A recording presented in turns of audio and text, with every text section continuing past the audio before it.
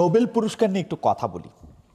Nobel পুরস্কারটা নিয়ে মানে অনেক হাসি ঠাট্টা তামাশা হয়েছে। As a matter of fact টুকটাক কিছু হালকা কথাবার্তা আমিও বলছি। আমি বলছি হচ্ছে নোবেল শান্তি পুরস্কার নিয়ে, স্পেশালি ডক্টর মোহাম্মদ ইউনূস যখন শান্তি পুরস্কারটা পাইছেন তখন আমি বলতেছিলাম যে নোবেল শান্তি পুরস্কার এটা তো খালি একটা পুরস্কারই মাত্র, একটা পুরস্কার ঘোষণা করছে, কিছু টাকা পয়সা দিছে, এই তো, এইটার মধ্যে আর আসেটা কি? এইটা এমন কিছু মনে হয় বড় ব্যাপার না। যে কোনো প্রতিষ্ঠান যে কোনো শুরু করলে সিরিয়াসলি দিতে থাকলে এরকম একটা শান্তি পুরস্কার বা এরকম একটা পুরস্কার দেওয়া সম্ভব। কিন্তু আমি মনে হয় আমার কথা উইথড্র করার সময় এসে পড়ছে। সময় আসছে হচ্ছে যে এই যে মার্কিন প্রেসিডেন্ট ডোনাল্ড ট্রাম্পের নিয়ে, ডোনাল্ড ট্রাম্পের একটা নোবেল পুরস্কার, একটা শান্তি পুরস্কার পাওয়ার খায়েশ ছিল। উনি নিজেরই নিজে একটু শান্তি পুরস্কার দিছিলেনও মনে হয়। ওই অফিসিয়ালি যে তাকে দেয়া হয় নাই, এইটার জন্য উনি এই মানে অনেকবার অনেক ধরনের কথা বলছেন, যুদ্ধ বন্ধ করছি, এই করছি সেই করছি, নানা ধরনের কথা বলছে, 5টা যুদ্ধ বন্ধ করছি, 3টা জায়গায় 3টা যুদ্ধ হইতে হইতে নিছিল, সেগুলি বন্ধ করছি, আমাকে শান্তি পুরস্কার এটা দিতেই হবো।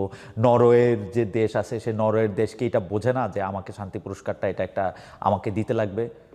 তো কেউ কেউ বলছে ভাই নরওয়ের যে সরকার আছে, যে রাষ্ট্র আছে, তারা তো এই শান্তি পুরস্কার নিয়ে এমনি কাজ করে না, এটা তো একটা ইন্ডিপেন্ডেন্ট কমিটি, তারা পুরস্কার দেয়, এটা নরওয়ের সরকারের বললে কি লাভ? ট্রাম্প আবার বলছে যে হ্যাঁ এগুলি আমাকে বুঝান, তাই না? নরওয়ের মধ্যে থেকে একটা ইনস্টিটিউট প্রাইজ দেয়, আর এর মধ্যে থেকে হচ্ছে তাদের কোনো কিছু থাকে না, তাদের ক্ষমতা থাকে না, নরওয়ে আমাকে প্রাইজ দেয় না। এই জন্যই বলছিলাম যে গ্রিনল্যান্ডটা নিয়ে নিব।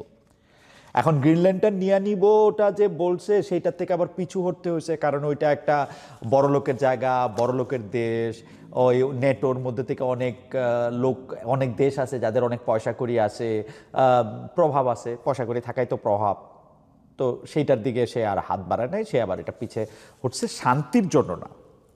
কিন্তু নোবেল শান্তি পুরস্কারটা নিয়ে তার একটা মানে আশা, তার প্রত্যাশা সেটা রয়েই গেছে। ভেনেজুয়েলার নোবেল বিজয়ী, মানে ভেনেজুয়েলার এক ভদ্রমহিলা যিনি শান্তিতে নোবেল প্রাইজ পাইছেন 2025 সালে, হ্যাঁ নামটা দেখেই পড়ি, উনার নাম কারিনা মারিয়া করিনা মাচাদো।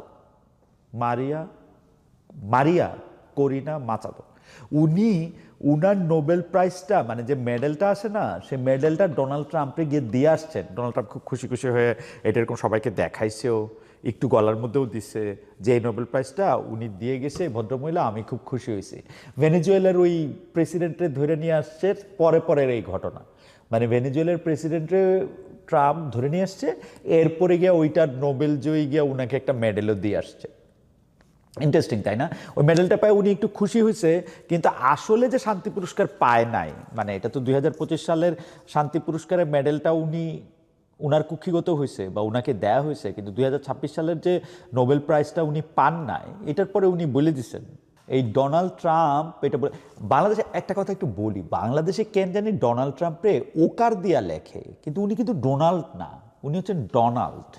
এই ডোনাল্ড ট্রাম্প উনি বলে দিচ্ছেন যে দেখেন আপনারা শান্তি পুরস্কার আমাকে দেন নাই, এখন শান্তি নিয়ে, বিশ্ব শান্তি নিয়ে কিন্তু আমার আর কোনো কিছু বলার নাই, এখন আমি বিশ্বের শান্তির কি হবে না হবে সেটা আমি জানি না। অনুবাদ, এইবার তিনি বিশ্বে অশান্তির জন্যই আসলে কাজ করে যাবেন, নোবেল প্রাইজ যেহেতু আপনারা দেনই নাই। এইটা কিন্তু উনি করতেও শুরু করলেন। ইসরায়েলের সঙ্গে মিলে মানে ইরান আক্রমণ করলেন, কারণ ইরান দেশটা খারাপ, ইরানের আয়াতুল্লাহ বা সুপ্রিম লিডার উনি আরও বেশি খারাপ।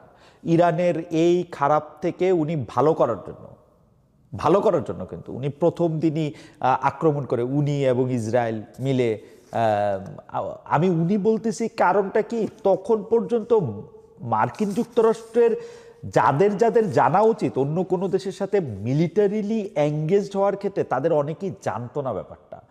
ডোনাল্ড ট্রাম্পকে এই প্রশ্ন করা হয়েছে পরে যে আপনি অমুককে বলেন নাই কেন, তুমুককে বলেন নাই কেন, এটা বলেন নাই কেন। ডোনাল্ড ট্রাম্প হাসছেন, সুন্দর হাসে, মানে ওই যে ইয়া একটা একটা একটা অরেঞ্জ হেডের একটা লোক, একটু কেমন লম্বাটাই, হাসে, সুন্দর লাগে কিন্তু। তো ওই লোক হাসে টাসে আবার মানে বলছে হ্যাঁ আমি বলে দিলে এটা আবার লিক হইতো, এটা আবার এরকম করে হইতো না, কেউ কেউ আবার এরকম আসে যে আমাকে এটা করতে দিত না, সেই জন্য আমি কাউরে জানাই নাই। তো এখন ইসরায়েলের সঙ্গে নিয়ে উনি ইরান আক্রমণ করলেন। ইরান আক্রমণ কইরা তারপর হচ্ছে ইরানের যারা সুপ্রিম লিডার, ইরানের যারা প্রথম সারির নেতা, তাদের সবাইকে মারলেন, অনেককে মারলেন, অনেককে মেরে টেরে খুব খুশি হয়ে টুসে তারপর আবার ঘোষণা দিলেন গত 47 বছর ধরে প্রতিটা আমেরিকান প্রেসিডেন্ট এই কাজটা করতে চাইছিল, কিন্তু করতে পারে নাই। কারো সাহস ছিল না, কেউ একটু টু সফট, কেউ এই কারণে এইটা উনি কইরা দেখাইছেন, সেজন্য উনি মানুষের খুব বাহবা পাবেন। ইরান যে উনি আক্রমণ করলেন, এই আক্রমণটা করার সময় উনার মাথায় সবসময় ছিল মার্কিন যুক্তরাষ্ট্র 47 বছর ধরে অন্য প্রেসিডেন্টরা এটা করতে চাইছে কি করে নাই সেটা আমি ঠিক জানি না, তবে করতে চাইলেও অবাকের কিছু ছিল না, কারণ মার্কিন যুক্তরাষ্ট্র জিওগ্রাফিক্যালি এত এত সুরক্ষিত অবস্থায় যে ওরা দুইটা সাগরের মাঝখানে, দেখেন একদিকে আটলান্টিক একদিকে প্রশান্ত মহাসাগর, পৃথিবীর সমরবিদরা দেখতেছেন একদিকে আটলান্টিক একদিকে প্রশান্ত মহাসাগর, মার্কিন যুক্তরাষ্ট্রের মেইনল্যান্ড হচ্ছে একদিকে কানাডা আরেকদিকে মেক্সিকো। কানাডার ক্ষেত্রেও আসলে একটা বিস্তীর্ণ অঞ্চল যেখানে অনেক পাহাড়, মেক্সিকোর ক্ষেত্রেও সেই মানে মেক্সিকো দিয়ে আপনি আক্রমণ করবেন ল্যাটিন আমেরিকা হয়ে গিয়া, সেইটাও একটা প্রায় কষ্টকল্পনা।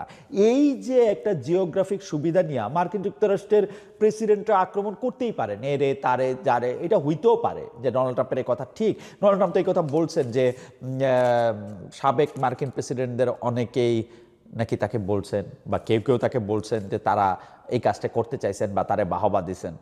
এখন ট্রাম্পের কথা আপনি বিশ্বাস করবেন না করবেন এইটা আপনার ইচ্ছা, মজার ব্যাপার হচ্ছে ডোনাল্ড ট্রাম্প যে এই আক্রমণটা করছে এই ভৌগোলিক সুবিধাটা নিয়ে, এইটার ফলে মধ্যপ্রাচ্যে যেটা হয়েছে, ইরানকে তো একটা পাল্টা আক্রমণ করতে হবে, তাই না? তো ইরান পাল্টা আক্রমণটা কেমনে করবে? সাগর পার হয়ে আইসা, এই মহাসাগর পাড়ি দিয়া। তো ইরান আক্রমণ করছে যেখানে যেখানে ইরান মানে মার্কিন যুক্তরাষ্ট্রের সামরিক বেজ আছে। তো সেই বেজগুলি কোথায় আছে? সেই বেজগুলি আছে কাতারে, সৌদি আরবে, সংযুক্ত আরব আমিরাতে, ওমানে, বাহরাইনে, এগুলি জায়গায় বেজ আছে। তো এইগুলি জায়গায় ইরান আক্রমণ করছে। আমরা দেখলাম যে একটা যেটাকে আসলে আরব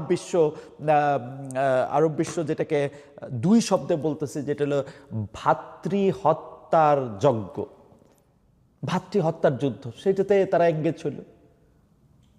এখন সেইটাতে এঙ্গেজ হওয়ার পরে দেখেন আমেরিকা ইসরায়েলের সাথে মিলে ইরান আক্রমণ করলো। ইরান যদ্দূর পারলো ইসরায়েল আক্রমণ করতেছে, বাকিটা হইলো যে যেখানে মার্কিন যুক্তরাষ্ট্রের যেখানে বেজ আছে সেইখানের মধ্যে তারা আক্রমণ করতেছে। আর হইলো ট্রাম্প দেখে দেখে হাসতেছে, সেই অরেঞ্জ হেডের সেই মুচকি হাসি। আচ্ছা, ওর চুলগুলি কি কমলা রঙের না গাজর রঙের, না গাজর কমলা কাছাকাছি রঙের, আমি ঠিক বুঝতে পারি না।